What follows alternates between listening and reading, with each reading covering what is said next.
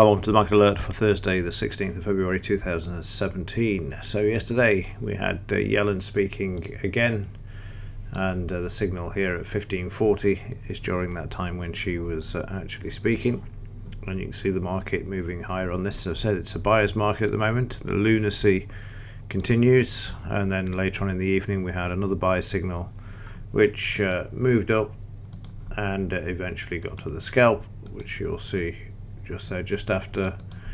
You can see that bang on 21.05. Now if you wanted to be out of the market before then, it's not a problem. There's still profits on the table, and after 9:15 the market spread bettors obviously widen the spreads as well. You see the market continued higher there.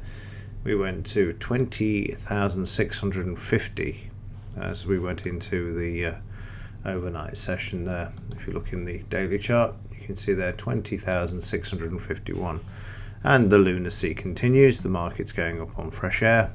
The market keeps making new all-time highs, and as I've said before, after we broke out of this resistance here, the market would move back to the upside, because it's designed and is being engineered to bring in the weak traders.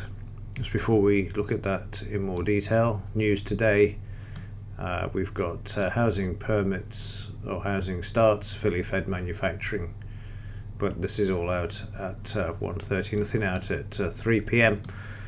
And at some point we're going to have some sort of weakness coming into the market. You can't keep having straight up days, even if you get 1 day pullback before moving back to the upside. But at the moment, the idiocy of this and the lunacy continues, with the markets moving to the upside.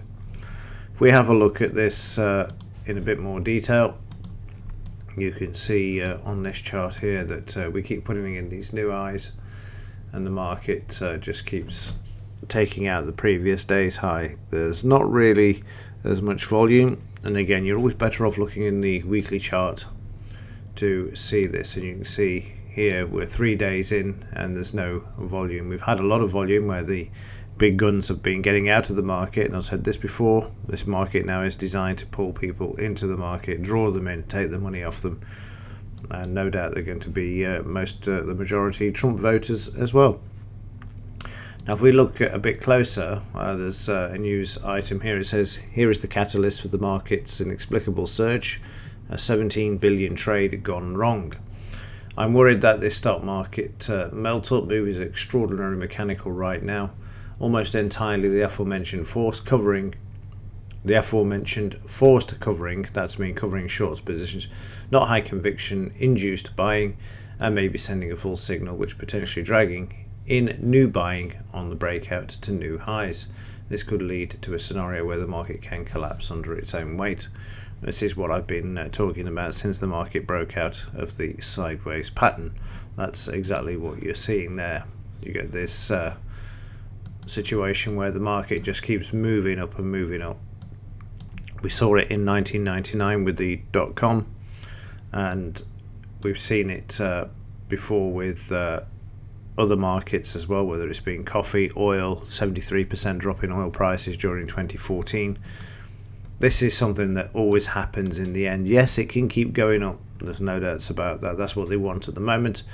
But as Trump's presidency starts to unravel and more things start to come to light as well, Flynn no doubt is just the tip of the iceberg, and he's only been in office for a month, then we're going to see some pressure come into these markets. Like I've said before, they hate him, they detest him, and now he's threatening the intelligence agencies. I mean, it's just unbelievable where this could go, and the ultimate, of course, is to dump this lot on him. So the idea is here, there's no doubt there's an agenda here by the big banks and everybody else to get out. They've got the chance to do that.